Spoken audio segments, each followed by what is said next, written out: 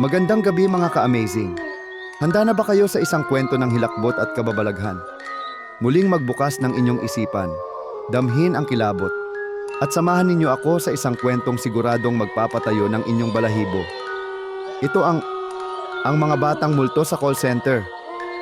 Sa gitna ng isang lungsod na hindi natutulog, may isang call center building na puno ng ingay ng mga nagtatrabahong agents, mga tawanan, kwentuhan, at sipin ng paulit-ulit na script para sa mga kliyente sa iba't ibang panig ng mundo. Ngunit sa kabila ng ingay, may kakaibang katahimikan na bumabalot sa ilang bahagi ng gusali. Isang katahimikang hindi natural. Isang katahimikang may halong paninindig balahibong presensya. Sabi ng matatagal ng empleyado, may mga batang nagpaparamdam sa ikalimang palapag. Mga batang naglalaro sa madidilim na hallway, dumudungaw sa salamin, at minsan, naririnig pang tumatawa sa oras na dapat ay wala ng tao sa opisina. Ngunit may isang babala ang mga veteranong empleyado. Huwag mo silang titigan ng matagal at huwag na huwag mong susubukang lapitan. Dahil kapag kinilala mo sila, baka ikaw na ang sunod nilang isama. Matapos ang ilang linggo ng mga pagpaparamdam sa call center, unti-unti nang napansin ng mga empleyado ang mas matinding presensya ng mga bata. May ilan nang nakakita ng maliit na mga anino sa mga madidilim na sulok ng opisina, habang ang iba na may nakakarinig ng mahihinang yabag na parang may nagtatakbuhan sa hallway. Ngunit, ang pinakanakakakilabot ay ang nangyari isang madaling araw kay Andrew, isang bagong call center agent na naka-graveyard shift. Alas 3 ng umaga, naglakad siya patungo sa pantry para uminom ng kape. Tahimik ang hallway, tanging tunog ng aircon at malalayong boses ng mga empleyado ang maririnig. Ngunit habang naglalakad siya, may napansin siyang isang bagay sa sahig. Isang lumang teddy bear, gula-gulanit, marumi, at may punit sa isang mata. Napahinto si Andrew. Wala namang bata sa opisina. Sino ang nag-iwan nito rito? Pagyuko niya para damputin ito, biglang lumamig ang hangin. Napansin niyang may anino sa dulo ng hallway. Isang maliit na figura, parang isang bata, nakatayo lang, hindi gumagalaw. Dahan-dahan niyang inangat ang kanyang tingin at nakita niyang may isang batang babae na nakatayo doon. Mahaba ang buhok nito, nakayuko, at nakasuot ng puting bestida. Akin yan. Mahina ngunit matining ang tinig ng bata. Napasinghap si Andrew at umatras. Ngunit bago pa siya makatakbo, biglang lumingon ang bata at tumambad sa kanya ang mukha nitong sira-sira, maputla, at may dugo ang mata. "Ibalik mo sa akin!" sigaw nito. Tumabog ang ilaw sa hallway. Nagdilim ang paligid. Nawala ang bata. Nang bumalik ang kuryente, nakita na lang ni Andrew na wala na ang teddy bear sa sahig. Pero sa kanyang kamay, may bakas ng maliit na kamay na tila mahigpit na humawak sa kanya. Simula ng gabing iyon, hindi na naging mapakali si Andrew. Pakiramdam niya ay palaging may nakatingin sa kanya. Sa tuwing mapapadaan siya sa hallway kung saan niya nakita ang bata, nakakaramdam siya ng malamig na hangin at kakaibang bigat sa kanyang balikat. Parang may nakasunod sa kanya. Isang madaling araw habang naka-duty siya, biglang nag-blink ang monitor niya. Saglit itong nag-off, tapos nag-on ulit. Pagbukas nito, nanlaki ang kanyang mata. Sa screen niya, may lumabas na larawan ng isang bata. Putlang-putla, may dugo ang mata, at nakatitig mismo sa kanya. Napaatras siya. Napalingon sa paligid. Wala namang ibang nakakita. Nang bumalik siya sa screen, wala na ang larawan. Balik sa normal ang sistem. Tumatakbo na ang malamig na pawis sa kanyang noo. Nanginginig niyang binuksan ang browser history. Wala siyang makita. Napansin ito ng kanyang katrabaho na si Miguel. "Uy, tol, mukhang namumutla ka. Okay ka lang?" "Dre, may nakita akong..." Hindi pa siya tapos magsalita nang biglang May bumagsak na bagay mula sa itaas ng cubicle niya. Isang lumang teddy bear na punit ang isang mata. Pareho silang napaatras ni Miguel. Sabay nilang narinig ang isang malambing na bulong. Isang tinig ng bata. "Huwag kang magsusumbong." Hindi na nakatiis si Andrew. Pagkatapos ng shift niya, lumapit siya kay Miguel at ilang matagal ng empleyado. "Tol, may gusto akong itanong. May alam ba kayo tungkol sa mga batang nagpaparamdam dito?" Nagkatinginan ang mga kasama niya. Tahimik saglit si Miguel bago tumikhim. "Narinig mo na ba ang tungkol sa sunog?" "Sunog?" tanong ni Andrew, nagtataka. "Matagal na to. Bago pa gawing call center tong building, dati itong isang lumang apartment. At sabi ng matatanda, may isang pamilya raw na natrap sa ikalimang palapag. Isang ina at 2 anak, hindi sila nakalabas. Nasunog silang buhay." Kumulo ang sikmura ni Andrew. "2 bata?" Tumango si Miguel. "Oo," ang sabi. "Hindi raw sila nakahanap ng lagusan. Ang huling narinig sa kanila ay mga iyak at sigaw, hanggang sa tuluyang lamunin ng apoy ang lahat." Biglang lumamig ang paligid. Napalunok si Andrew. Ngayon, mas malinaw na sa kanya kung sino ang mga batang iyon. Pero hindi pa doon natapos ang lahat. Paglabas niya ng opisina, sumakay siya ng elevator. Habang bumababa, biglang pumalya ang ilaw. Nag-brown out. Sa gitna ng kadiliman, narinig niya ang mahinang tawa ng isang bata. "Nahanap na namin ang lagusan." Nagliyab ang screen ng control panel at sa refleksyon nito, nakita niya ang 2 bata. Nakatayo sa likuran niya, nakangiti. Napasigaw si Andrew. Biglang bumukas ang elevator. Bumalik ang ilaw. Nakatayo siya sa ground floor nanginginig habang walang ibang tao ang nakakita ng kanyang pinagdaanan. Pero bago siya lumabas, may napansin siya sa kanyang kamay. Isang punit na piraso ng teddy bear. Kinabukasan, hindi na pumasok si Andrew. Sinubukan siyang tawagan ni Miguel pero hindi ito sumasagot. Hanggang sa isang gabi, habang break time nila sa opisina, biglang may dumating na tawag sa telepono ni Miguel. Si Andrew. "Miguel, tulungan mo ako." Mahina at garalgal ang boses sa kabilang linya. "Andrew? Nasaan ka?" "Hindi ko alam. Madilim, malamig." Napatingin si Miguel sa paligid. Ang ibang empleyado abala sa kani-kanilang ginagawa. Wala namang kakaiba. Pero sa di malamang dahilan, biglang bumigat ang kanyang pakiramdam. "Andrew, anong ibig mong sabihin?" Tahimik saglit ang linya. Tapos, narinig niyang muli ang boses ng kaibigan. "Miguel, nakita ko na ang lagusan." Napakurap si Miguel. "Ano? Nasaan ka ba talaga?" May narinig siyang tunog sa kabilang linya. Isang mahihinang yabag. Parang may naglalakad. Tapos, may boses na ibang sumagot. "Hindi na siya makakalabas." Napapitlag si Miguel.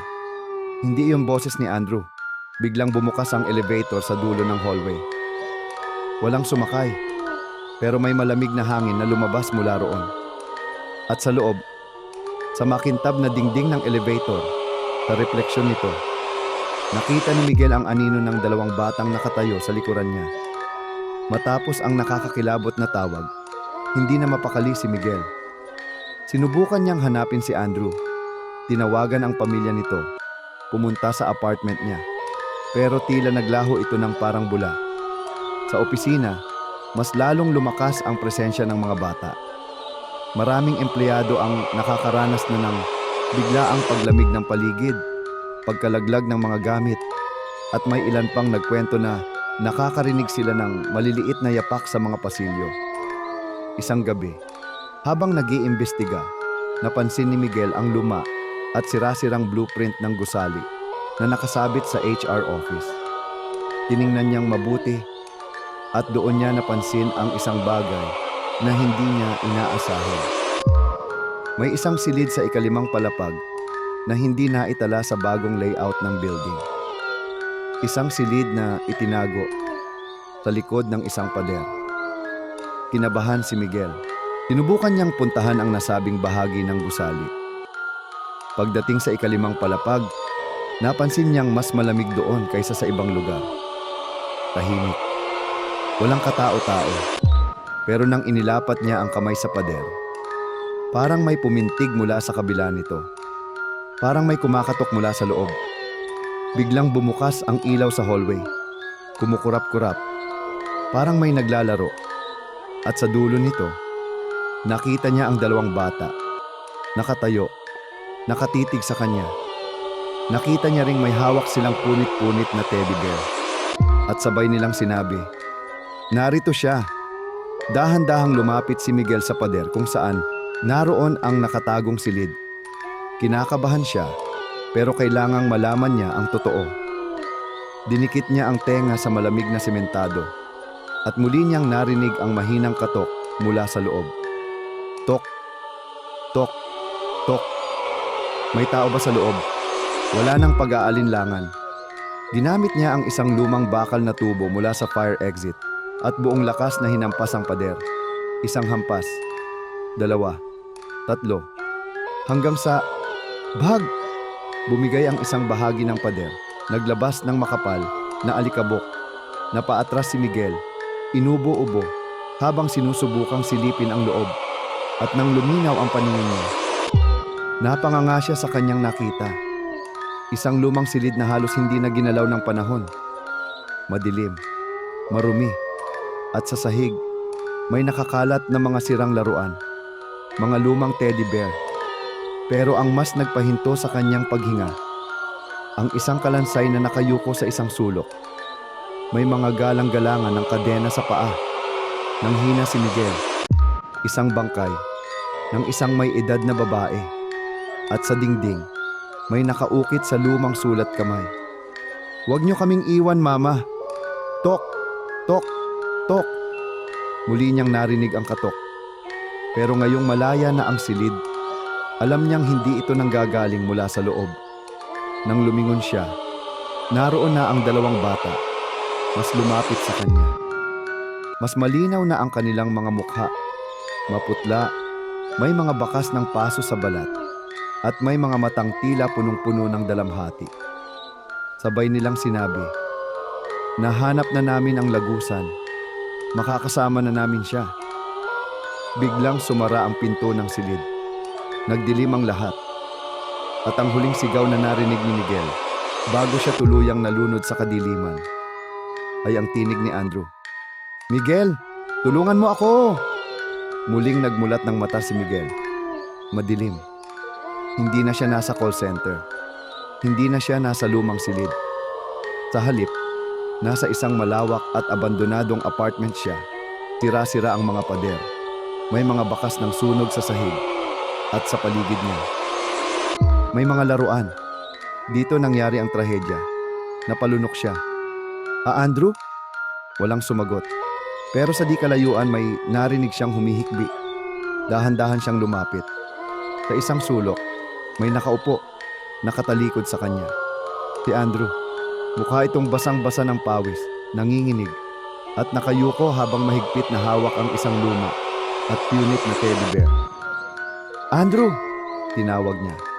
Dahan-dahang lumingon si Andrew at nanlaki ang mata ni Miguel. Hindi ito ang Andrew na kilala niya. Maputla ito, walang kulay ang mga mata. At nang bumuka ang bibig nito, mahina at pabulong itong nagsabi, "Huli na ang lahat, Miguel." Nagising na siya. Biglang sumara ang mga bintana. Tumigaw ang mga bata. At mula sa dilim, isang anino ang gumalaw. Mula sa isang sulok, isang matandang babae ang unti-unting lumitaw. Mahaba ang gusot at sunog na buhok.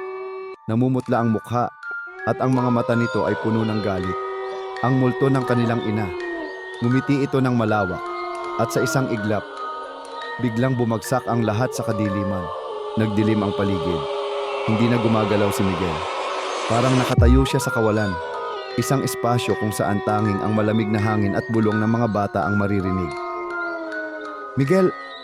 Narinig niyang muli ang tinig ni Andrew. Humarap siya at nakita niya itong nakaupo sa sahig, nanginginig, habang mahigpit na hawak pa rin ang sirang teddy bear. Ngunit hindi lang sila ang naroon.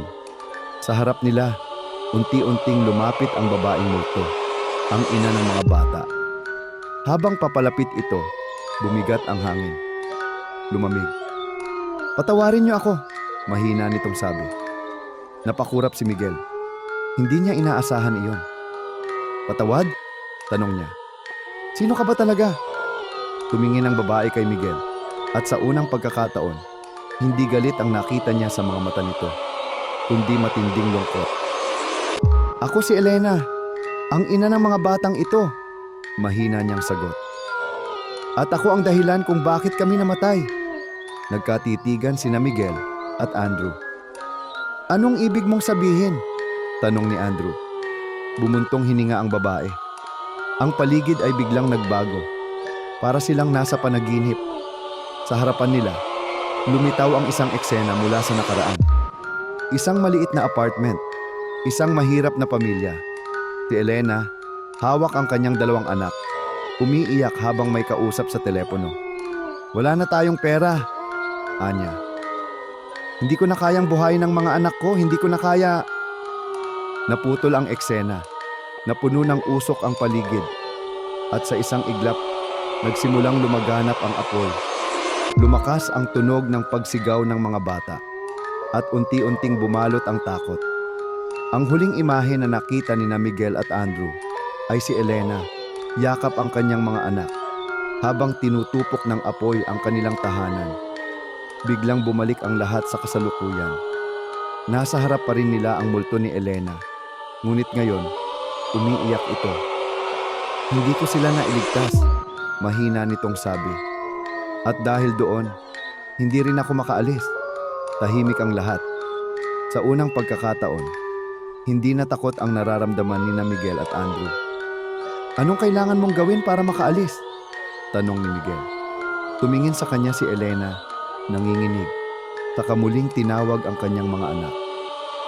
"Mga anak, handa na ba kayong umuwi?" Nagtawanan ang 2 bata. Ngayon, hindi na sila mukhang nakakatakot. Ang dating sunog nilang balat ay nawala at ang ngiti sa kanilang mukha ay tunay na masaya. "Opo, Mama." Sa isang iglap, lumiwanag ang buong paligid. Napuno ng liwanag ang dating madilim na lugar. Dahan-dahang nawala ang multo ni Elena at ng kanyang mga anak. At sa huling pagkakataon, bago tuluyang maglaho, nagpasalamat sila. "Salamat, Kuya Miguel. Salamat, Kuya Andrew." Nang mawala na ang mga multo, biglang bumalik ang lahat sa normal. Nasa call center office na ulit sina Miguel at Andrew. Wala na ang madilim na espasyo. Wala na ang nakakakilabot na lamig. Tahimik ang buong gusali. Para bang walang nangyari. Napatingin si Andrew kay Miguel. Pareho silang hingal at gulat. Pero ramdam nilang may bumigat sa kanilang mga puso. Hindi dahil sa takot, kundi dahil sa lungkot. "Natapos na ba talaga?" Mahina ngunit may pag-aalinlangan na tanong ni Andrew. Napabuntong hininga si Miguel. "Siguro, pero may isang tanong pa akong hindi masagot." Nagkatitigan sila. Pareho nilang naisip ang parehong bagay. Kung ang mga bata at ang ina nila ay nakakulong sa kabilang mundo, sino ang unang nagpadala ng mensahe kay Andrew? Biglang sumabog ang ilaw sa ibabaw nila. Nagkatinginan silang dalawa. Hindi pa tapos. Isang malalim, mabigat, at hindi pamilyar na boses ang nagmula sa hangin. Malamig, mas mabigat kaysa sa presensyang naramdaman nila noon. At nang lumingon sila sa madilim na bahagi ng opisina, doon nila siya nakita, isang anino. Mas malaki, mas mabangis, at nakatitig sa kanila na parang hindi pa tapos ang kanyang plano.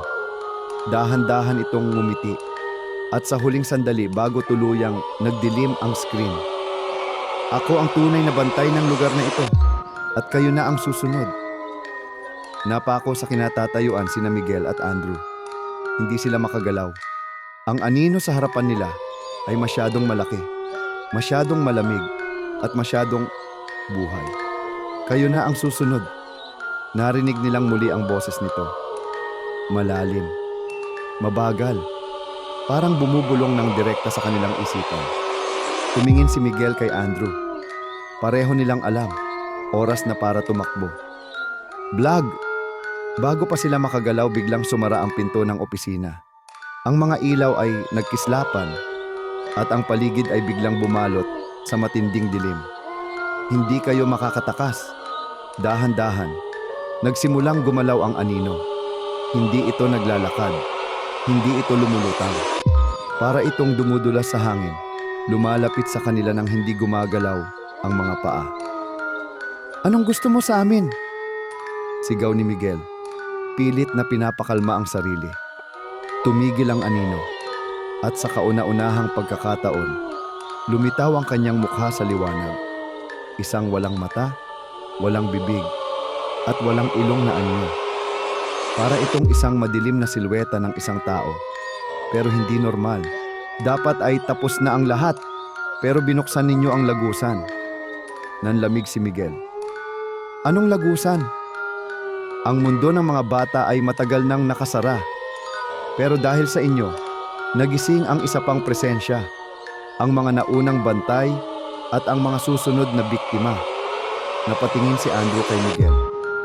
May mas matagal pang naninirahan dito, bulong ni Andrew. At tayo ang susunod nilang gustong kunin.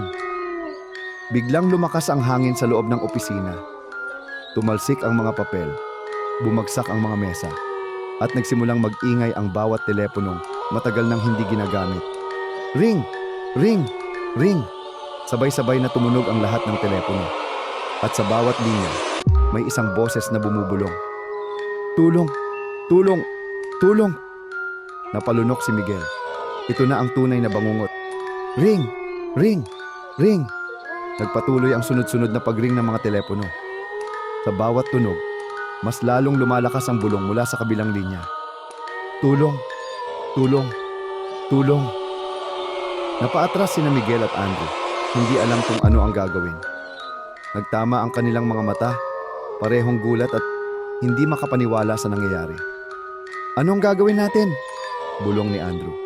Napatingin si Miguel sa paligid. Walang ibang tao, wala nang ibang empleyado sa opisina, walang bantay, walang supervisor. Sila na lang ang natitira. Dahan-dahang lumapit si Miguel sa pinakamalapit na telepono. Nanginginig niyang kinuha ang handset at dahan-dahang inilapit sa kanyang tenga. Hello? Saglit na katahimikan. At saka, Miguel? Ikaw ba yan? Napabalikwas si Miguel. Ha? Sino to? Tanong niya, nanginginig. Ngunit bago pa siya makasagot, narinig niyang bumagsak si Andrew sa sahig. Andrew! Napaluhod si Miguel sa tabi ni Andrew. Nanginginig ito, nakapikit, at parang may bumubulong sa tenga niya. At nang bumukas ang mga mata ni Andrew, wala na itong itim na bahagi. Puting-puti na lang ang kanyang mga mata. Tumingin siya kay Miguel at ngumingiti. Pero hindi na ito ang Andrew na kilala niya. Nagising na sila. Napatayo si Miguel. Nanginginig habang nakatitig kay Andrew. Andrew? Mahina niyang tawag. Ngunit hindi ito sumagot. Ang kanyang dating kaibigan ay tila ibang tao na ngayon. Walang ekspresyon, nakatayo lang at nakatitig kay Miguel. At saka ito nagsalita. Huli na ang lahat, Miguel. Napaatras si Miguel. Huli na para saan? Dahan-dahang lumapit si Andrew. Ang kanyang mga matay puting-puti pa rin. Hindi ito kumikilos na parang isang tao. Parang may ibang nagpapagalaw sa kanya. Nagising na sila at biglang, bag! Bag! Bag! Nagsimula nang bumukas at sumara ang lahat ng mga drawer sa opisina. Ang mga monitor ng computer ay biglang nagpakita ng static. At sa screen, may lumitaw na anino. Isang nilalang na nakatitig ng direkta kay Miguel. Biglang sumakit ang ulo ni Miguel. Nakarinig siya ng napakaraming boses. Tumakbo ka, Miguel! Nanlaki ang kanyang mga mata. Ang boses na yon, boses niya mismo. Napakapit si Miguel sa ulo niya. Ano to? Bakit ko naririnig ang sarili kong boses? Habang si Andrew ay nakatayo pa rin, nakangiti ng malamig, naramdaman ni Miguel ang biglang pagbigat ng paligid. Parang bumagal ang oras. At doon niya biglang nakita ang kanyang sarili. Isang eksena na hindi niya dapat nakikita. Nakatayo siya sa parehong opisina, pero wala ng ilaw.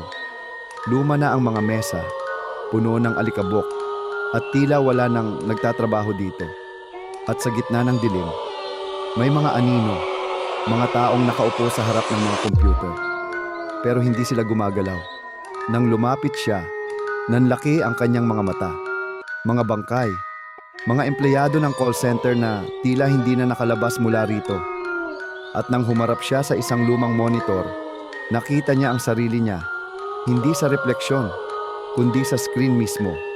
At sa screen, nakita niyang hinahabol siya ng isang anino. Biglang bumalik ang lahat sa kasalukuyan. Miguel! Boses iyon ni Andrew. Pero bumalik na sa normal ang kanyang mga mata. Nakita niyang pawis na pawis ito. Parang biglang nagising mula sa isang panaginip. Hindi ko alam kung anong nangyari. Parang may pumasok sa isip ko. Hinawakan siya ni Miguel. Hindi ito normal. May nangyari dito noon. May namatay dito. Hingal na hingal si Miguel habang mahigpit na hawak ang braso ni Andrew. Kailangan nating makaalis dito. May nangyari sa lugar na to at ayokong malaman kung ano ang kasunod, bulong ni Miguel. Pero bago pa sila makatakbo palabas, bumukas ng mag-isa ang isang computer. Parzz! Nagpakita ito ng static, kasunod ang isang lumang CCTV footage. Dahan-dahan silang lumapit. Ang oras sa screen? 3:00 ng madaling araw, 5 taon na ang nakalipas. Sa video, nakita nilang may isang lalaking nakaupo sa isang cubicle. Naka-headset ito, parang may kausap sa telepono. Pero habang tumatagal, biglang nanigas ang lalaki. At sa kanya dahan-dahang inilapit ang telepono sa kanyang tenga. At biglang napasigaw, "Huwag kang lalapit! Huwag kang lalapit!" Pero wala siyang kausap. Walang tao sa paligid niya. Hanggang sa biglang nagdilim ang screen. At nang bumalik ito, wala na ang lalaki. Hindi siya umalis. Hindi siya tumayo. Basta na lang siya naglaho. Napalunok si Andrew. Miguel, anong ibig sabihin nito? Hindi makasagot si Miguel. Pero naramdaman niya ang malamig na hangin sa likod niya. At nang dahan-dahan siyang lumingon. Nakatayo na sa likod nila ang aninong nakita niya sa CCTV footage. Miguel, nanigas si Andrew. Hindi makagalaw. Dahan-dahan namang lumingon si Miguel. At doon niya nakita isang nilalang na hindi dapat umiiral. Maitim ito na parang usok, pero may hugis ng isang tao. Wala itong mukha, pero damang-dama nila ang malalalim na matang nakatitig sa kanila. At bumukas ang bibig nito. Kayo na ang susunod. Bago pa sila makasigaw, biglang nagdilim ang buong opisina. Wala na silang makita, pero naririnig nila ang paghuni ng mga telepono, ang bulong ng hindi mabilang na boses, at ang malamig na hininga sa kanilang batok. Nasa loob na sila ng lagusan. Miguel! Sigaw ni Andrew. Pilit na kinakapa ang kaibigan sa dilim. Ngunit walang sumagot. Dahan-dahan siyang lumingon sa paligid. At nang makakita siya ng kaunting liwanag, napaatras siya sa takot. Sa kanyang harapan, nakikita niya ang buong opisina, pero puno na ito ng mga multo. Mga dating empleyado, nakaupo sa kanilang mga cubicle, walang emosyon, at tila natigil sa isang walang katapusang pagtatrabaho. At sa dulo ng kwarto, nakita niya si Miguel, pero hindi na siya gumagalaw. Nakatayo lang siya, nakatalikod, habang ang anino ay nakadikit sa kanyang likuran. At narinig niyang muli ang malalim at malamig na boses nito. Isa ka na sa amin. Miguel, gumising ka. Napahawak si Andrew sa balikat ni Miguel, pero hindi ito gumalaw. Nakatalikod lang ito, tila nakikinig sa bulong ng aninong nakadikit sa kanyang likuran. Miguel, hindi ikaw yan. At sa wakas, dahan-dahang lumingon si Miguel. Puting-puti ang kanyang mga mata. Pero bago pa tuluyang lamunin ng dilim ang kanyang kaibigan, hindi sumuko si Andrew. Napansin niyang may isang lumang telepono sa tabi niya. Isang rotary phone, luma at tila hindi na ginagamit. Biglang naalala ni Andrew ang CACE footage. Ang empleyadong nawala. Nasa telepono siya noong sumigaw siya. Kung telepono ang nagdala sa kanila sa lagusan. Baka ito rin ang maging susi palabas. Walang pag-aalinlangan. Dinampot ni Andrew ang lumang telepono at sinagot ito. Hello! At biglang bumukas ang isang pintuan sa dulo ng opisina. May bumubulong mula sa kabilang linya. Bilisan mo! Kumaripas ka! Hinila ni Andrew si Miguel kahit pa nanlalaban ito. Miguel, wala ka sa sarili mo. Kung hindi ka sasama, mamamatay tayo dito. Nang lumapit sila sa pintuan, biglang nagalit ang aninong nasa likod ni Miguel. Hindi kayo makakaalis. Sigaw nito at nagsimulang umalingaw-ngaw ang napakaraming boses ng mga multo. Ngunit kahit nanginginig sa takot, hindi bumitaw si Andrew kay Miguel. Kaibigan kita at hindi kita iiwan dito. At doon sa wakas, parang may bumalik sa ulirat ni Miguel. Muling nagkaroon ng liwanag ang kanyang mga mata at sabay silang tumakbo. Hindi pa ito tapos, sigaw ng anino, ngunit hindi na sila lumingon. Sumugod sila palabas ng pinto at sa isang iglap, nasa labas na sila ng gusali. Gabi pa rin, pero wala na ang dilim na kaninay bumabalot sa kanila. Hingal na hingal silang napaupo sa sidewalk, pareho silang hindi makapaniwala. Nang lumingon sila pabalik sa gusali, wala na iyon. Isang abandonadong lote na lang ang nasa harapan nila. Walang gusali, walang call center, at lalong walang multo. Mga ka-amazing, tila naglaho ang mundo ng mga multong nagbantay sa opisina. Ano ang nangyari? Totoo nga kaya ang sumpang nagpapahirap sa lugar na yon? At ano ang ibig sabihin ng hindi pa ito tapos ng nilalang na nasa dilim? Kung gusto nyo pa ng mas marami pang kwentong katatakutan, huwag kalimutang i-like, i-share at mag-comment sa inyong mga hula at opinyon sa kwento. At syempre, mag-subscribe na rin sa Amazing AI TV Fusion and Tagalog Stories para sa mas marami pang nakakakilabot na istorya. Hanggang sa susunod nating kwento, mga ka-amazing, at tandaan, minsan, ang pinakamadilim na misteryo ay nasa mismong harapan lang natin. Huwag kalimutang mag-subscribe. Hanggang sa muli!